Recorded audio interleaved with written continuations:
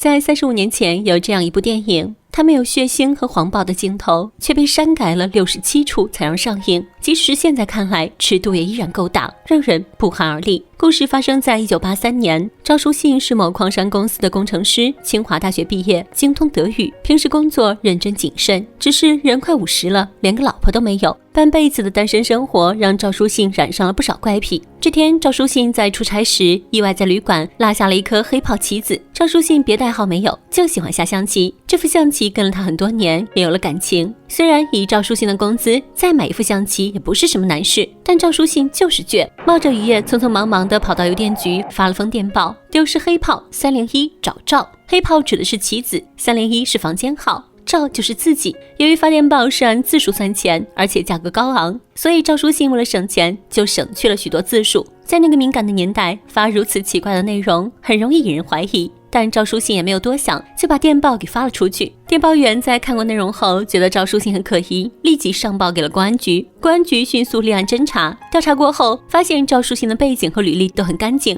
唯独他父母都是天主教徒，他年轻的时候也曾信奉过天主教。由于没发现什么可疑点，所以公安局和公司高层都决定先按下不表。没过多久，公司里面来了一个德国人汉斯。这个汉斯去年来过一次，当时是为了商谈引进他们公司的 WD 设备。由于赵书信会德语，当时公司里就安排他来当这个翻译。看到赵书信穿的皮鞋简陋，汉斯特意送给他一双新鞋，两人的相处很融洽。这次汉斯为 WD 工程的安装再度来华，重视时间和工作效率的他，一下飞机点名要赵书信担任翻译，同他合作。这一波点名又惹来了高层的怀疑，为什么这个汉斯非要见赵书信不可？是不是从事某种特务活动？于是高层借口将赵书信调开，反正翻译这个事也不是只有他能干，于是给汉斯派了一个搞旅游的德语翻译小冯。由于冯翻译不懂技术，再加上项目里有很多专有名词，有时小冯一句话就翻译一个词。汉斯明明说的是让安装后再拧紧螺丝，可小冯却翻译成现在就把螺丝给拧紧，连连误译让汉斯十分的头疼。他再次提出要赵书信来接手。针对赵书信黑炮事件，公司展开了一场内部会议。经理首先发言，他相信赵书信的为人，不认为赵书信有问题。然而各高层却有不同的意见，双方东扯西扯。经理觉得倒不如直接去问赵书信那份电报是什么意思，不就完事了吗？党委副书记周主任却觉得不妥，只能暗地调查。最后还是武书记出面和起了稀泥，让小冯继续当翻译，赵书信暂时调到维修厂工作，不要让他和汉斯接触，等到汉斯走了再把他调回来。讨论了半天，结果还是什么都没有解决，小冯还是没有被调走，这让汉斯更头疼了，干脆直白地告诉小冯，你的能力不够，自己需要的是赵书信那样的，而不是你这种半吊子，我给你双倍工资，该干嘛干嘛去，不要在这里碍手碍脚。一听这话，小冯炸毛了，直接找到经理撂挑子不干了。经理把这件事甩给党委去解决，周主任开始给小冯做起了思想工作。吴书记暗示小冯，这次的工作如果搞完，以后评定职称肯定有你一份。听到这话，小冯也就不再抗拒，毕竟谁会拿自己的前途开玩笑。与此同时，被调到维修厂的赵书信整天待在厂里，上班就喝喝茶看看报，还在外面看足球，下班就下下棋打打牌，一点活都没有。作为清华毕业的高材生，他感觉自己是一个吃空饷的废人。他知道领导只是要让他坐冷板凳，无奈的他也只能长叹一口气。这边继续担任翻译的小冯又闹出了笑话，将轴承误翻译成了子弹。在德语字典里，这两个词是同一个单词。工人们开始费心费力地给小冯找子弹，好不容易找来特批的2颗子弹交给汉斯，结果汉斯当场发飙，他要的是轴承，不是子弹。忍无可忍的汉斯向经理反映了这件事，便再次提出把赵书信给找来。由于赵书信已经被调走，经理只能瞎扯和稀泥。可汉斯的态度强硬，经理没有办法，问题又落到了周主任的头上。但周主任又拿出了他那套说辞，告诉你，你就是给我盖座大楼，我态度仍然不变。人要有个原则嘛。可能周主任自己都不知道他嘴里的原则是什么。他劝经理要慎重点，不要试图调赵书信回来，免得犯错误。为了这件事，经理可谓是愁白了头发。赵书信听说这件事后，特意约见了经理，他想回来接手，但经理却表示他们这边还要再研究研究。老实憨厚的赵书信表示自己会等通知。看着赵书信离开的背影，经理觉得自己有些对不起他。夜里，经理突然想起赵书信之前和汉斯发生过冲突，而且赵书信还给过汉斯一张神秘的纸片。原来当初赵书信向汉斯提出过项目上有个数据是错误的，汉斯觉得有些荒谬，他们德国人从来没有在数据上犯过错误，但经过认真的计算，汉斯发现数据上确实存在错误。他诚恳地对赵书信道歉，两人握手言和，此后两人也正式成为了朋友。但两人的会面被旁边的耳目看到，还以为那张纸有什么重要内容，连忙向经理汇报。经理决定去找赵书信了解真相。另一边，汉斯得知赵书信已经回家的消息，立即登门拜访，故友相见，甚是欢喜。赵书信连忙拿出好酒好菜招待朋友，两人聊起了 WD 工程。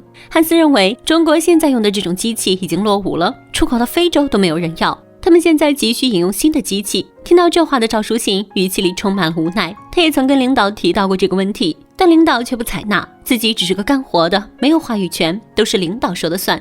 两人饮酒时，经理正好赶了过来，看到汉斯也在，便打消了询问真相。三个人围在小桌边推杯换盏，赵书信将刚才的话告诉了经理，然而经理也是爱莫能助，他自己也一直被高层压着，自己的话语权也小，买新机器这事儿又大。谈话间，经理无意间看到桌子上有一颗棋子不太一样，问这棋子是什么。赵书信说这是充当黑炮棋子的，前段时间出差，在旅馆与人下象棋，结果将黑炮丢失在了该旅馆的301室。他感到另配棋子太别扭，便向旅馆发去电报寻找原棋子。这下子经理彻底明白了那封电报的含义。经理走后，汉斯很不解地拿起那颗特殊的黑炮，他打开看了看，里面什么都没有。这一镜头讽刺了那些在桌上开会的人，本来就没有的事情，非要互相怀疑和猜忌，最后弄得无法收场。经理骑着自行车回家时，手下突然找到了他，拿出了那张纸片，上面只是一堆计算数据，赵书信并没有任何的问题。经理感慨万千，他觉得这下子应该能把赵书信给调回来了。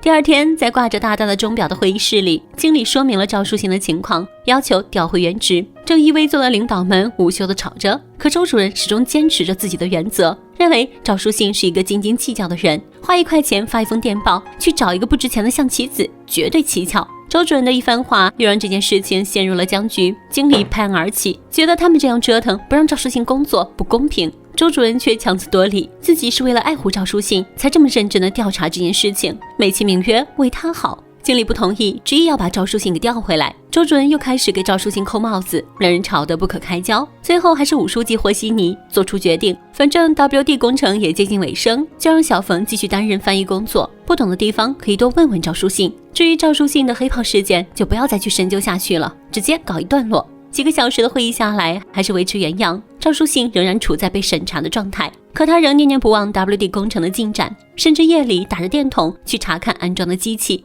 经理没能将赵书信调回来，自觉很对不起他，周主任却觉得这事儿不能就这么算了。他私自截下赵书信的包裹，打算查个水落石出。打开一看，发现是一枚黑炮棋子，小小的棋子让周主任愣在原地。也许他不敢相信眼前的事实，又或许他不愿意承认自己错怪了好人。赶来的赵书信看到拆开的包裹，也明白了一切，难怪自己最近总是遭到数落，但又不敢对领导发火。在默默地收拾好棋子后，独自来到矿场处散心。一想到最近发生的事情，无处发泄的他狠狠地扔掉了黑炮。可转头又想，这人搞出来的事情怪到一颗小小的棋子上，又算什么本事呢？于是又下山捡了回来。回家的赵书信路过一间教堂，静静地站在门外，抹了把眼泪，所有的委屈和苦水只能自己吞到肚子里。就在 WD 安装完成后没几天，机械突然出现了异常，线路全部被烧毁。由于汉斯在安装结束后就已经离开了，所以没有人能够查出原因，国家损失了上百万外汇。一群不知所措的领导们挠手顿足的抱怨来抱怨去，周主任开始甩锅，一个劲地说是不是德方公司的责任，是不是他们的问题，这个汉斯老是和我们作对。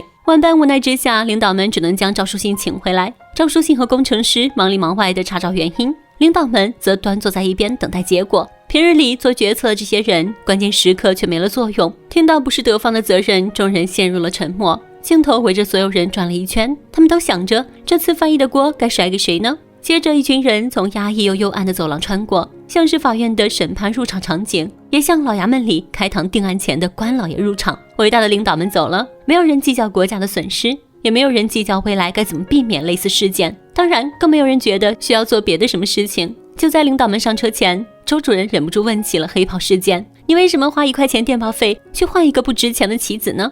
赵书信回答，好好的一副棋少一个挺别扭的。武书记劝赵书信买一副象棋也没多少钱嘛，赵书信只能无奈地加了句，像回答，像幽怨，又像是笑中至此的话，以后我再也不下棋了。